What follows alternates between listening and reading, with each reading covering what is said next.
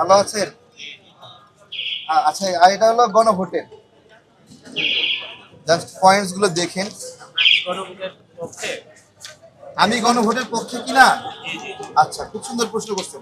গণভোটের যে সংস্কারের দফাগুলো, এগুলো আমরা রাজনৈতিক দলগুলো মিলে আলোচনা করে ঠিক করেছি। এগুলো কাদের ঠিক করা? আমাদের ঠিক করা। তাহলে আমরা যা ঠিক করছি, আমরা তার বিপক্ষে যাওয়া কি ঠিক? না না ঠিক। এক নম্বর বিষয়। যদি না দেই তাহলে পুরোটাই বাতিল। আপনি এত খুশি কেন? আপনি দিকে খুশি। আমার দেখে খুশি। আমি ভাবছি ব্যবসা বাণিজ্য অনেক ভালো চলতেছে। ব্যবসা তো আল্লাহ চালাইতেছে, আলহামদুলিল্লাহ। ব্যবসা ভালো চলতেছে, জি, ইনশাআল্লাহ। যাক, আপনারা সবাই ভালো থাকলে আমরা সবাই ভালো থাকলে ভালো। ইনশাআল্লাহ। দোয়া করবেন। এই আসনে আমি প্রার্থী। আসসালামু আলাইকুম স্যার, কেমন আছেন? দোয়া করবেন। সবসময় দেখেন এই সবাই চেনে, আপনারা দোয়া করলে আমি এখানে পাশ করবো। পাশ করবো নি, কি মনে হয়? তুলনা করবেন একটু, যারা যারা প্রার্থী আছে তুলনা করবেন। যাকে দেখে ভয় পান না, যাকে দেখে আতঙ্কিত হন না, তাকে আপনারা সুযোগ দিবেন। ঠিক আছে আলহামদুলিল্লাহ। নাকি? ইনশাল্লাহ। আসি। আসসালামু আলাইকুম। দেশকে অস্বীকার করে কিছু করতে পারবেন না, কিচ্ছু করতে পারবেন না। এটা গণভোটের বিষয়ে, গণভোটের বিষয়।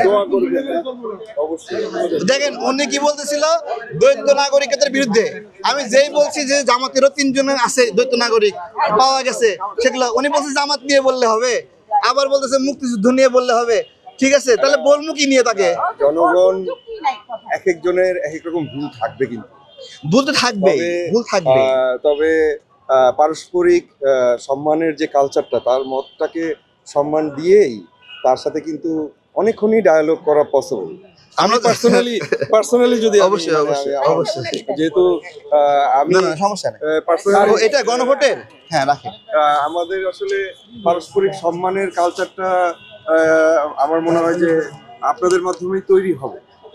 যে আমাদের অনেক লিমিটেশন আছে, তার মধ্যেও আমাদের আমাদের তো স্বাধীনতার জায়গাটা, যেটা বললেন যে 71 বা আমাদের যে এই যে কথা বলার স্বাধীনতাটাও আমরা এখন পর্যন্ত পুরোপুরি এনজয় করতে পারি নাই বা পারছি না, কথা বা মত প্রকাশ।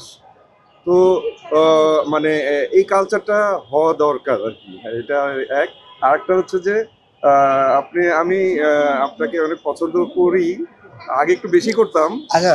কিন্তু যখন দেখলাম যে আপনি একটা অ্যালায়েন্সের দিকে চলে গেলেন, তখন আমার কাছে একটা প্রশ্ন আসছে যে খুবই ভালো হয়েছে। আমরা কোনো নির্বাচনী জোটে নাই। বিশ্বাস করেন কিনা যে যে অ্যালায়েন্স বা যারা, তারা আমাদেরকে সেই মুক্তির স্বাদটা দিতে পারবে, এটাকে আপনি বিশ্বাস করেন কিনা? এটা আমার খুব জানার ইচ্ছা, যেহেতু সুযোগ পেলাম। তাহলে দাঁড়ান, না আমি বলছি, দাঁড়ান আমি একটা কথা বলি, দাঁড়ান। প্রথমত হলো বিএনপির সঙ্গে ছিলাম, 1 নাম্বার বিষয়। 2 নাম্বার বিষয় হলো এই নির্বাচনের বিষয়ে আমরা কিন্তু বিএনপি জোটে নাই, আমরা আমাদের মার্কা নিয়ে নির্বাচন করছি, এবং আমাদেরকে বিএনপি কোথাও ছাড়ও দেয়নি বা আমরাও ছাড় চাইনি। দেখবেন না, কোথাও দেখাতে পারবেন না বক্তব্যে যে আমাদেরকে আসন ছাড় না দেওয়ায় আমরা মন খারাপ করছি। আমরা 21 জন আমাদের দল থেকে নির্বাচন করতেছি। আর একটা বিষয় বলছেন যে আমরা যাদেরকে সমর্থন করছি তারা কতটুকু মুক্তির স্বাদ দিতে পারবে। প্রথম কথা হলো, আপনি যে বাক স্বাধীনতার কথা বলতেছেন না, এটা একটা আপেক্ষিক বিষয়। আজকে আপনি সুবিধাজনক জায়গায় আছেন, আপনার সব বলার অধিকার আছে, কিন্তু আজকে যে বেকায়দায় আছে তার সব বলার অধিকার নাই। ওইটাই এখানে সে একটা কথা বললে সে মার খাবে, কই সে মার খাবে? সবার কিন্তু বাক স্বাধীনতা নাই ভাই, নাই ভাই, যেই বলেন।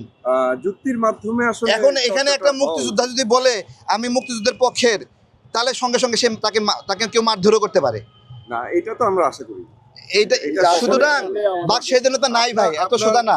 কেউ কারো ছাড় দিচ্ছে না, কেউ কারো গায়ে হাত এবং তোলাতে সামনেও দেয়নি। এটা পারবেন না, সামনেও এটা আসবে না, এত সোজা না। বাক স্বাধীনতা এটা হচ্ছে না, এটা হবে না। আমাদের লড়াই এটার জন্য, বুঝছেন? উনি যে আমার সাথে 8-7-8 মিনিট কথা বলছে, ঠিক আছে, দেখেন উনিও আমাকে বাক স্বাধীনতা দিতে চায় নাই, উনি পুরা টাইমটা কথা বলতে দেয়নি, ঠিক আছে। পরে আমি ওনার থেকে সামনে আগায় যাই, আমি আমার মতো করে কথা বলছি, ঠিক আছে। এটা কেউ কারো ছাড় দিচ্ছে না। কিন্তু এখানে আরেকটা ব্যাপার, উনি কিন্তু কথা বলার কোনো প্ল্যাটফর্ম ওনার নাই। নাই আপনি কিন্তু বলেন, মানে আপনার যে কোঠা বলার, যে কোঠা যতটুকু বলেন সেটা তো আপনি বলেন, কিন্তু এই লোকটা বা সাধারণ মানুষ তারা কিন্তু তাদের কথা আমি ওনার, দেখেন ওনার পুরোটা কথা শুনতেছিলাম, আমি আরো শুনতাম। যখন উনি বলে ফেলছে যে মুক্তিযুদ্ধ নিয়ে তো এখন কথা বললে আর হবে না, তখন আমার মনে এটা ভালো লাগে না। অ্যাকচুয়ালি কেন উনি এই প্রসঙ্গটা তুললেন, এটাও তো জানবার বা বুঝবার ওনাকে আমি জিজ্ঞাসা করিনি এটা, না এটা উনি নিজ থেকে তুলছে। একটা আসলে কি? মানুষকে কোনো একটা ইস্যু নাই, হঠাৎ করে সে এসে বলতেছে যে মুক্তিযুদ্ধ নিয়ে এই সময় আর কিছু বলতে চাই না। ভাই আমি কেউ যদি এখন বলে যে আমি জুলাই নিয়ে আর শুনতে চাই না, আমার ভালো লাগে না, দুটাই দুটাই দুটাই আমাদের লড়াই ভাই। কষ্ট কম করিনি, গুলিবিদ্ধ হয়েছে, আপনি করছি, আমরা করছি, সবাই মিলে করছি। এই সময়ে আওয়ামী লীগের যদি কেউ এসে বলে জুলাই নিয়ে আর শুনতে চাই না, অথবা 71 নিয়ে যাদের সমস্যা তারা যদি বলে 71 নিয়ে শুনতে চাই না, ভাই আমরা আমাদের লড়াইকে কেউ কাউকে অসম্মান করতে দেবো না। কখনোই নয়।